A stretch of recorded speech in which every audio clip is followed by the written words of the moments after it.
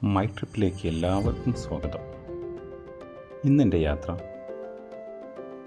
തേക്കിൻ്റെ നാടായ നിലമ്പൂരിലേക്കാണ്.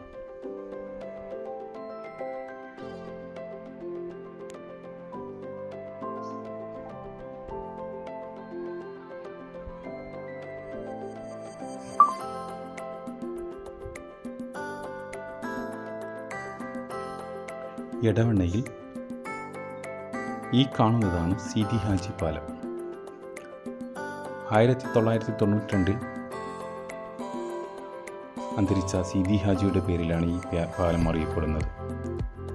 ചാലിയാറിൻ്റെ ദൃശ്യഭംഗി കൊണ്ട് മനോഹരമായ എടവണ്ണയിലാണ് ഈ പാലം സ്ഥിതി ചെയ്യുന്നത്.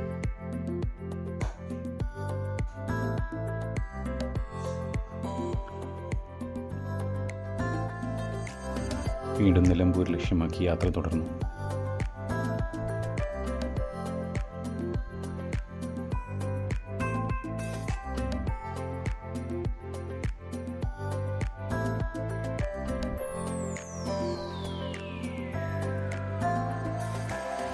മമ്പാടും കഴിഞ്ഞ് ടണയിലെത്തിയപ്പോഴാണ് ഒരു അമ്യൂസ്മെൻറ്റ് പാർക്ക് ശ്രദ്ധയിൽപ്പെടുന്നത്.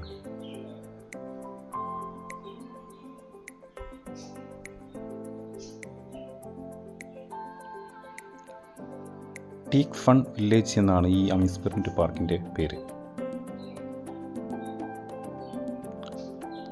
മുതിർന്നവർക്കും കുട്ടികൾക്കും ഒരുപോലെ ആർത്തുലസിക്കാവുന്ന റൈഡുകൾ ഇവിടെ ധാരാളമുണ്ട്. പ്രവേശന ഫീസായി 20 രൂപയാണ് ഈടാക്കുന്നത്.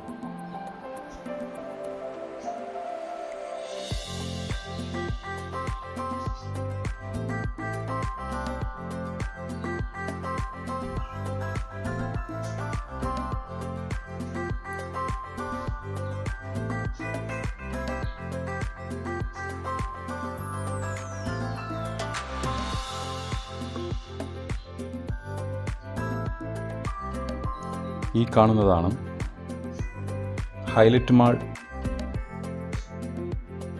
വരുന്ന സ്ഥലം. ഉദ്ദേശം 2028 ആകുമ്പോഴേക്കും ഇവിടെ പ്രവർത്തന സജ്ജമാകുമെന്നാണ് അറിയാൻ കഴിഞ്ഞത്.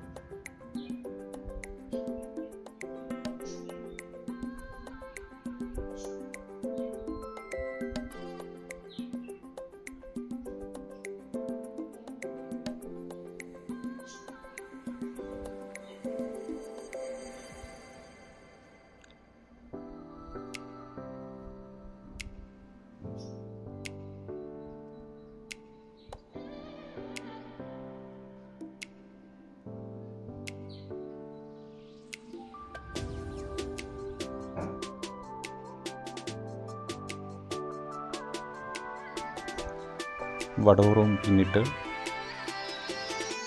വടപ്പുറം പാലത്തിലൂടെയാണ് ഇപ്പോൾ സഞ്ചരിച്ചുകൊണ്ടിരിക്കുന്നത്.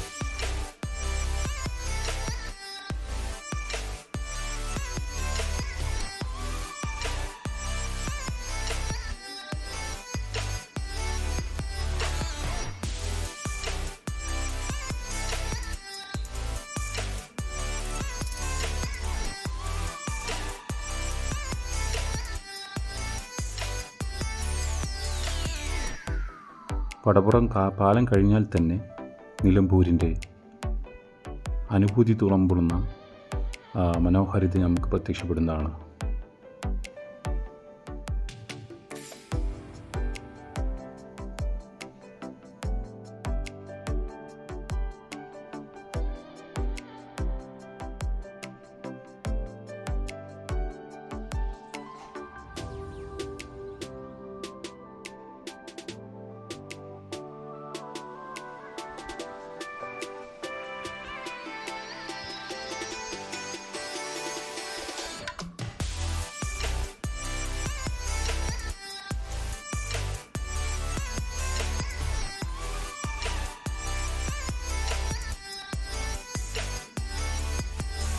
ഇതാണ് കനോലി തോട്ടിലേക്കുള്ള പ്രവേശന കവാടം.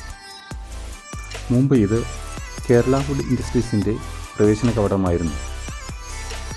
1981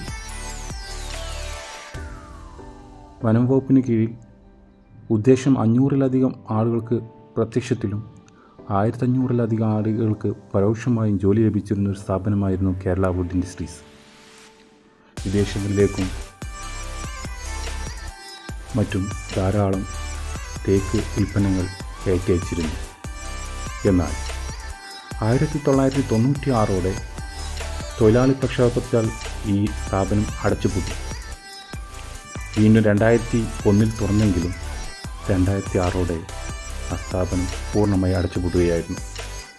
ഇപ്പോൾ അത് എക്കോ ടൂറിസത്തിൻ്റെ ഭാഗമായി പ്രവർത്തന സജ്ജമായിരിക്കുകയാണ്.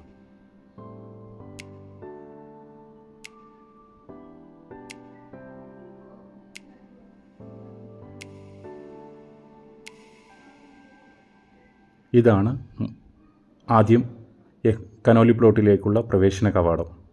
ഇവിടെയാണ് എക്കോ ഷോപ്പും മറ്റു വനംവകുപ്പിൻ്റെ ചില സ്ഥാപനങ്ങളും പ്രവർത്തിച്ചു വരുന്നത്.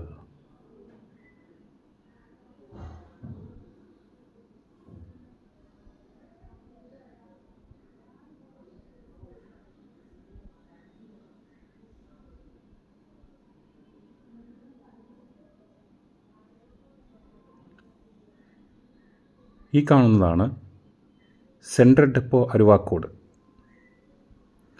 നമുക്ക് വീട്ടാവശ്യത്തിനും മറ്റും ചില്ലറയായും അല്ലെങ്കിൽ ലേലം വിളിച്ചും മരങ്ങൾ വിളിച്ചെടുക്കാവുന്ന ഇതാണ് ഇവിടെ നിന്നും. Central Aruvakode depot Palakkad timber sales ഡിവിഷൻ്റെ കീഴിലാണ് പ്രവർത്തിച്ചു വരുന്നത്.